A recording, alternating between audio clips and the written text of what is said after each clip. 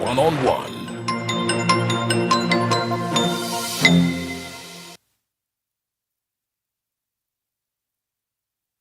Webali nnyo nyini ddala kubanga okyali naffe nze Haji Kazibe Bashir Mbazira ne bannaffe Samu Ibanda Mugabi okubeeruka ye producer ateekateeka programu eno era emiramwa gino tamajanga nti ate nagiteesezzaako nti sebo Samu Ibanda Mugabi yabeere mabega programu yabeere mabega oteekateeka eno omusajja aveeyo oluwuka otutambuze emirimu oli mutuufu yes always oli mutuufu omukulu geno ate kati ndi mutuufu nga lyobadde oli mutuufu nnyo there must be a bond. An order. But sometimes you don't want to follow. Mba njagala kumaliza nsonga yange. Yes. Where? Tumukunde. Yes. Izo Tumukunde alone. Ne omuko yali ayagala. Nange boss eyagala. Ne Tumukunde azze. Nani? Yes. Why? Soma one. Gena biwandika. Da. Katonda yabampanga kirabo. Government yedimanya cheriko katonda yabampanga kirabo agambye naye kendi sale diro bwenti kendi sale diro bwenti mwezi nabaga nina principles ezi one nze ninge kizozi ya motoka gase mukubawa gase motoka bwebetambula ekubawa jeva mabega egolo gyobadde okumanga oli defend omupiira bwekukyuka simugonde egolo ekitegeeza zeri musajja mugezi nyumba lodi sali diro nova mwenali ola soko mletamani ona otoka noga n'ekintu tuwerekera Museveni yeka kuba tuli basajja bakulu nti I cannot change at this time naye usha form a political party tusobola kubeera n'abajozi bano Museveni waviirawo wetugendera lwaki togenda nga tannavaawo tebakutegeera mujjawo bwakuga nti olubuto si lwawaka n'olugjamu oba obuuliddwa evidence produce the baby bakebere DNA nga lwawaka bwe babanga bala akuga nti oyagala neighbor ate nodduka noyingira ennyumba ya neighbor kitegeeza kati yakufunyeko evidence sula ku lubalaza ne neighbor akulabe bulabi yes so fe tumanyi politics nti bana oyirako genda rendi sale diro ne mwenali mushafamu political party that batugamba mu byobufuzi nti if I'm not going to be part of your future plans oba nondaga nti siri future plan nga bana abaana abajozi ka group k'abana bantu yepusi walutwetwe ne group yabwe abali baloza nti basobola kuwamba power sina future nabo wewa tulabe ku nsonga y'omukulu yepusi kati obutu yakwatibwako emabega kawo n'amala emyaka mu myaka nga 10 emabega bamukwata ko n'amala ebbanga ate gwokimanyi nti bamukwata nange bankwata really we are together ngati Tumukunde namulabye eggulu nga bali bamulanga era Tumukunde yali agala power okuveda has been harboring presidential ambitions akasigaddewo yambuuza bagenda ne bamugamba nti President Museveni atuuziza meeting mu State House nti ne badiscussing the possibility if Parliament refuses to amend the constitution to allow him a third term what happens ne baleeta proposal nti we can float two people Mbabazi ne Bukenya ne tujjamu one of them Tumukunde yambuuza nti ekibadde mu State House okitegedde kunze nedda nange nali sinnagendayo mbo batudde ne basalawo bantu Tumukunde n'antunuulira n'ambuuza do they think I'm a luggage to be put on a lorry on the way ye Tumukunde siri mugugu konta yakulole yadumira ko force brigade anybody yadumira ko force brigade yafuka mekamanda yete yafuka I admired Tumukunde one thing Tumukunde namusanga nga asoma obutabo bwa Mossad mugezi yabeera mu Israel naye mbagamba nti buli muntu yenna omugezi abaako ne weakness Tumukunde ne Mugwezi they are good people balina amagezi mangi bali sobodde intelligence compared to the current crop okujjako wa ESO naye bano tebasobola bantu Mukunde naye bagazi ba ssente n'omutunzi w'ekyalaani omulungi abba engoye abaganda bakugamba don't mind about the expensiveness of the doctor if he can cure me I'm a very good man provided you don't humiliate me once you humiliate me we fight up to death nemugulu nemukabu Tamale amutaiza kunanagalaba mwami Tumukunde okuvaayo bamusala ku lugoye lwe lumu ne mwami Museveni mwami Mbabazi naye yavaayo bamusala ku lugoye lwe lumu ate ino kitegeera bano tebazze kubuzaabuza batugamba no batugamba mu politics batugamba never, one of the cardinal responsibilities or guidelines to a presidential aide, never attack anybody anyhow, because the time comes when those you attack are needed by your boss. Nakubanga mmengo amwe muganda myself Museveni bwadire ebyapa ne batwachapa mu nyuma emyaka 49 after 49 years tulagewa nchikuba nchiteka kutaka. I disagree with Museveni because amwe muganda. Museveni can use political expedience n'aba we ebyapa n'afuga n'agenda amwe muganda omanyi kitegeeza tuwabukana we disagree. Nesi kuba instruction to please Museveni era bali bakirowooza okuba mazima yes nti amwe muganda Museveni kanibira iko obote tukita political experience ti obote yabawa byonna nti bakike mu abalondeddwa 21 MPs from Buganda bakitole bavaawa nti olukiiko lwa Buganda zironga azinga lulondeddwa lolweronde mukani you bring it now. Mwami Tumukunde bajja kuba president alina kyagenda okugamba bana anti kakati Tumukunde ekizibu kye kiri kimu the return of Mbabazi because Mbabazi cannot come for small things. Hapana. Namulabye na mirembe nga yali buli wamu. Kati mubalire mu bwa vice. Mbabazi. Ate go tugamba nti ba vice babeerawo nga tebalina nnyo waka. Anti kubolidde Mbabazi ne bamuteeke mwaba batalina waka. Mbabazi buli mu kifo kyagenda mu akiteekamu amaanyi. Was the Minister of State Vice President. Was the Minister of State nga bamuyita Super Minister. Yes. Ekifo go kyeteekamu. Oyo omujoze nnyo oyo ajoga abantu yagenda mu public service mbono gwe yaleeta namwonika ku nnabusayi mbuba muwe obwa spokesperson bwa Museveni bamugamba ekyo tekiriyo. We don't have a spokesperson of the president in the civil service structure. Oyo omulalu yekyeterawo yekka gwe wakyeterawo nti ndi mu president tewali ewakiina era kati abali sibogezi ba president namanya nti newspapers journalists want egonde ekifo ekyamaanyi title nojewa nijewa nenjikuryeti lingami Museveni presidential spokesperson tekiriyo yali akyagala nnyo emyaka gyonna gy'amala ng'ofera banna Uganda tekyaliyo mu public sector ovala simanyi chief ani simanyi chief atani nga bayiyo amuteekemu amaanyi no si masanyalaze nti voltage yikikwa ngalabiye n'okubanga ekola. Tumukunde yakola ensobi nze which I avoided. Tumukunde yaddira laale ya Mbabazi n'agisuulamu helicopter. Kati Mbabazi bw'ajjanga vice Tumukunde alagewa. You must study your walolo. Nti after when Kayanja defeated the Gundi ababbi bajitanga batya Wembley. Operation Wembley. What other serious job did he get? Mpulira abeera nnyo ne General Salim Saleh. Nanti mulimu mulala n'ennyanja baje mumma. Jino Kayanja akola ki? Kayanja yalwala okumutwala ebweru. Yali permanent secretary wa defense. Naga I cannot transport byengoma. I cannot transport a corpus twice kati corpus weri. This man the baleta badokite wa president baga. This man will die earlier than Kategaya. How many years? Nga baganginza apo bwe bakuganginga apo tebachajjukira byali abakoledde. These people are case study. Gwe babere mu batege. Gwe bamanyi. Ne bamalamu emyaka 14 mbamanyi nnyo. Bayita wano mpita wano. Bwe tusula mu nyumba emu ne basaka eriso limu.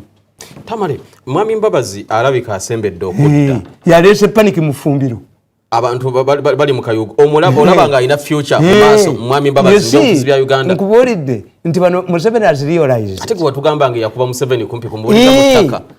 Museveni has realized nti abaana bano bamukuba n'asigala buntu eya pusi kayikula atwala Abanyarwanda abazaayo ewaabwe. Kakati what it is only the methodology. If President Kagame exerted the pressure on Kayikula to return these people calendar signally mumubazaayo officially. Misanatu. They face the same fate. Obuntu eya kako kasajja kabi nnyo naye kajja kufa bubi. Naye nago bayita nto ya pusi tomwagala. Kajja kufa bubi. Kalita tepu enfu. Ne kayola nkakuba ku kisenge nga ne mukama wako waali. Ne kakulemerera. Kale kawagamira mu ntebe. Pita bwakuzanyi. Nakayola. Kakube ku kisenge. Ku NDS always kwe tuchali. Yinu wawa wenda wandi. Ongambye nti ne mukoddomi wa president ayagala kwa president. Ne yali ayagala. Agambye ate yabasinze okubeera organize kuba ali entrenched mu gundi. Mu government ayina president manyi. Ayina mwenye. Manyi nyina be manyi. Abo bali baveeko bali bekolera byabo. gentleman Kalugire, diplomatic Kalugire. Yes, Edwin Kalugire. Atabula ali omwamanyiddwa. First family fears are justifiable. Agambi first families everywhere are preoccupied with the fight to protect power through election defeat or death of the incumbent due to panic which is inevitable. Members of the first family have devised means to ensure that power does not slip through their hands and control. Wadagala bakulage ngonywa. Ogamba bega kuyika. Ekyo kikola mawulire nti olaba anywa ku mazzi. Atoli muyi. Ekyali kikola lulingo oli muyi. Agati anyodde ku mazzi. Katugende maso. One way to retain power is to have close relatives in government or the ruling party. This, however, must occupy those positions that produce leaders in case the incumbent dies. In Malawi, the late President Bingwa Mutharika ensured that his brother was in a position to succeed him upon his demise. However, the constitution does not provide for Vice President Joyce Banda because the two had run with senior Mutharika on the same ballot as Vice President. Another important factor was the young Mutharika was popular in Malawi and he had capacity to bankroll his election campaign in campaigns. In Uganda, members of the mafia gang lack a leader with such a political rallying. The group is seen as a bunch of criminals. The Ugandan mafia gang admires its Kenyan counterparts. They exaggerate the use of money in politics and they have failed to examine how the Kenyan mafia got their money. Kakati bano batidde balowooza nti bajja kuwamba Museveni abalemeddeko. Kakati alizirizaati badda mu bantu. Nedda mwakola ensobi. Politics is a group game. You did not create allies. A man like me amazina mu myaka 14 is not the way you would have humiliated me. Agende media center nko benyondo nenkwasa omuntu agende simanyirudde wasina gyendaga. I went home. Kakati tebalina ba allies. As a result bazze nti kutesa after imposing his daughter ajena atwale ekyanadduli. Chairman wa NRM Buganda. Onajja Tumukunde ajja kufuna obululu 10 5. Kubanga Tumukunde ne bwanajja okujja ko ngajira time eddako. Ate lumonde bwakona ne bwomuzzaako n'embidde bwekona ne bwogiza Mukunde. Kakati Tumukunde Besigye tajja kuvaawo. Mukalulu. Besigye talina kooki. Kooki akufulumya ekisaawe Besigye talina kooki amufulumya ekisaawe. Ye coach player. Besigye is a spoiler. Tayinza kukkiriza kuvaamu. No, Besigye is a revolutionary. No. In terms of opposition. Is a spoiler. Spoiling after 5 years. Wazeewo omulala. Nenjagala Tamale, manyi maybe bomusinkana muyinza okwogerezeganya n'omutegeera bulungi. Beyond reading about him in the papers and watching him on TV. Tunoonyeyo akadde osinkane mwami Besigye mwogere. Besigye namuwandikako wana akatabo. Maybe you can understand him further. Besigye namuwandikako ekitabo ekirala. The making of Dr. Besigye. How did he come? Yajja kugala luggi lwa Manju. Era one of the reasons lwaki Bobi Wine mumuwadde tutumu. You are treating Bobi Wine different from Besigye. Nti Bobi Wine bamuganya okuyimba. Yes. Bamuganya okuyimba lwaki. We cut off your supply lines, financial muscle. Famu ya Besigye tebabbanga kweyadde. Nejjukira government ya musajja woyo Museveni byekoze Besigye. Besigye petrol stations zikola. Ojjukira bye bamukoze ne bamukuba amaaso ne bamukubayo mukono ne kumulekana mutwale Nairobi. Yali mwana we byonna Tamale. Besigye amaaso yaddayo Nairobi ogakyechinga for check up for further treatment. Gawo nati. Yali azanya. No. I'm telling you cannot play in the line of losing life. Museveni yali alutta. Walabe ekyali wane mulago Tamale. Giri batali naito bwana byakola. Anaite mwana we yakuloze yategeera nti wayingira ekibuga bamuttirayo. Museveni yali amutaasa. Okumutaasa namukola namukola. Oyo mwana tebamusiba. Tebamukumira nga bamutegedde nti muntu wa Besigye. Nti yakutta omukazi. Era yali amukutte. Bamuga nti yakutta omukazi gwe yakwata emyaka 2 egiyise. That was the holding charge. Nga bakuba nti omwana tanaaba omukazi tanaaba alina bruises alina kigwe Besigye kumumaka akawumula gundi akawumula segundi kolasi 2 years nga wakyaliwo gundi bali basubira bwerere bali omulodinga lemegenda kola campaign endala ekitongole kivunanyizibwa ku ebigezo mu ggwanga Uganda National Examinations Board kiwulikika nnyo mu kuteekateeka ebigezo ku by'abaana b'ekibiina ky'omusanvu siniya ey'okuna n'ey'omukaaga UNEB eno era ebadde ejja efuna okusomozebwa okw'enjawulo naddala abantu abeesimbawo ku bifo eby'enjawulo ng'omuntu ayitamu mu palamenti naddala ababaka ba palamenti bagenda okuzuula ng'empapula z'alina si ntuufu naye ng'aganze nasoma katwategeddeko nti UNEB egenda kuteeka waya taddewo enkola omuntu okukakasa empapula zonti nno wasoma senior 4 ne senior 6 emitwalo 30 zolina okuteekayo ba verifying empapula ne senior 6 emitwalo 3 emitwalo 6 UNEB okukakasa nti wasoma. Let me tell you, what does the election law say? Kyolina okuba n'ebiwandiiko. Ebiwandiiko is not UNEB. Who says, who goes to the police to confirm oba omukazi gwengenda okuwasayina bbaawo oba nedda? You challenge me. Okay. If I don't have academic papers, you challenge me. Auntie, we need to prove Tamale. They are trying to say they need to prove before the process. Ekyo tango do yekibiramu abenaalemu. Mbu we are suffering a series of by-elections because muyina academic papers enfu party nebeera n'ateekawo muwala we miliyoni ezo n'azibba. And let me tell you honestly, mu Uganda temulimu kitongole kiri qualified ku kyekingeri gundi academic results. Ezaffe ezawano. Tikiriyo. Tunabajja Kenya. Anti kankubuulire certificate ya A-level eriko akafaananyiko. Akange tekuli. Yes. Kati how would you know? Kyobalaba. Bitandise kati Sebagala yalina certificate. Manage your business. Certificate of attendance nga yanaku 3. Nga ya National Chamber of Commerce y'Ebungereza. Bawandikira ba National Chamber of Commerce ne babagamba nti a certificate twagigabanga edda myaka gyenkaaga, but we cannot tell you oba gina yoyo basi yoyo violence ya besi ya Sebagala neyitamu. Sebagala ina qualifications. Why? Yasome nnaku 3. Mwabula definition eya equivalent ya A-level. Professor Kayanja eyali akulya UNEB bwe bamubuuza what constitutes an equivalent of A-level, yabagamba an A-level, a person who has an equivalent of A-level ayina okubanga bwe yamala senior 4 yagenda n'asoma emyaka 2 non-stop. Okay. Kyova olaba nti nze mbasaasira nti Basematimba nti asomye. His opponents can pursue him. Osomye senior y'omukaaga y'ofuuji weeri. Tuva ku 4. No, ane UNEB tesaba 4. Anti kyenkubuulira. Amateeka g'ebyokulonda tegasaba yakuno agasaba ya mukaaga. Tusaba ku 4. Katongole ekyamukubya kyali kimu. Singi. Nti subject yafunamu F ku senior 4 yazikola mu combination ekitaliyo. Kuba abawo nti bamanyi bubu. Ze yagwa. Ate ku senior 6 nazikola. Omugenzi Pinto yaga nti alina masters degree nga yagifunanga lumu January. Olubo olw'okuwumula mu nsi yonna n'abakominisiti balukuza. New Year's Day. Yero bamwe baluwa. Ngati wali university nzikule. Nafuna masters kolo. Era abasajja bali bamupangidde yeepanga kutumusiime ng'ali muleerwe. Ne bamuleetera mulonzi w'ekakuuto. Ne bamugamba nti wa time bad. Nga gwe babadde balizidde Katolo bwamu. Omusajja n'agamba nti no. Is Pinto constitutionally in parliament? Kuba constitution yagamba A-level. Togirina okubeerako mu parliament kitegeeza nti osomye. Kakooza. Ne bamugamba ono Oweri Antonde. N'abagamba nali Kampala High nali prefect, yes. But the question is, wagendya ku certificate ya Mutagubya mukulu wo. Siyo. Kumbaga waliyo tewali agaana. Naye kadi ye wagendya ko tiyaliyo. Logic ye bakuba. Ekyo kyokubya. Wow. Yes, this is what we mean. Kakati academic bano bagenze ne bakutunuuliza nti nze nagenda okwesimbawo ekyotera.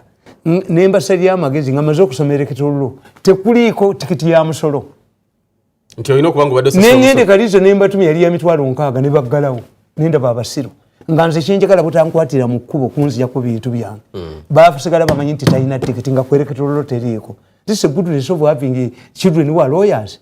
What does the election law constitute? What are we required to do? Kyekimu ekyomukyala w'ebyomusolo kati bano babbi omusolo mubbi yagamba yowaferia abantu n'abasanga ne ku toyi ne ku mbaga yowaferia to collect taxes obalinda. Are you saying are we creating a precedent nti whoever fails to pay tax n'ateesimba wagubba? What type of brains do you carry in your skulls? Mulina mitwe ekimu electoral law is clear tesebajja jamendinga. But this is what UNEB is saying. Tamale wajja kutuuka linda ko Tamale bajja kukikola otuuke wali ku nomination abawabire UNEB telinako stamp okugambe ddayo UNEB nga yaggala wodda. UNEB tekola mirimu electoral commission tesobola kola mirimu gya nabaga nti common sense sekikuba yasamba akabokisi najjayo n'emmundu wetosobola mutwala mu kooti. NRM cannot use the state agencies to enforce its discipline. Wechichola bechinza okubanga balese kino. UNEP ndoze yagala kujjawo backlash y'abantu abadde. No, bagala beyambise mbu UNEP ekyakubulira ku mini waire ng'abalamuzi bwe bakola. Nabaga nti omulamuzi asala omusango ng'oyo w'ebyakabanda nti koto musimanyi contempt of court. Tabuuza kyapa kiriwa bali babuuza kyapa. Aga contempt of singa bamubina duka mu contempt of court ne bagenda kumujjayo. Contempt of court ngamba omulamuzi nti why don't you say kubanga chief grade 1 bwasala omusango gw'ebyettaka you have a right to appeal. But you appeal against a judgment asobola ogiremera. 2, why do you think it only applies in medical circles nti you can have first aid and you go to a dwaliro eddene? Why do you think that you the grade 1 gundi gwe tosobola gwali ku kyalo ebyakabanda tosobola kusala mazima nti ono omulamuzi mpanga muwala wa nkwanga nti aliye Masaka justice yanasala mazima nga go ku kyalo gakulemi? Why don't you say nti ekibanja kino status kwajja kusigalawo until nga all of the avenues of law are exhausted? Lwaki si kyokola nti status kwesigalewo nga kooti zonna nziyiseemu? The goodness of the law is to appeal. Enyumba zange bazikubye. But if I appeal and get a better judgment, bazizaawo. NBS always tugenda kwatu omulamu katono bwe tudda ensonga nyingi zitugenda kubanga tutunulako omuli n'ekyokulima. Nali ngenda bakola political school. Nali ngenda bakola nga kyankwanzi. Yes. Nemmanya zino talks zompitamu. Nemmanya nja kutabula eggwanga lino bansibe. Nga tosomeseza abantu ebyobufuzi. What's the difference between me and Kasumba? The difference between lwaki oli bamugana nze baneregamu kubanga I have some elements in government very strong ones. Nawe okiriza nti olina abanene mu government. Gala ojijjeko bakwasa omutwe. NBS always tugenda kudda okulima enjaga kufuusa okulima enjaga mu ggwanga. Cabinet erinzeeko okufulumya enteekateeka n'erungamya okulima enjaga. Amakampuni agaagala ogirima gesa. One-on-one.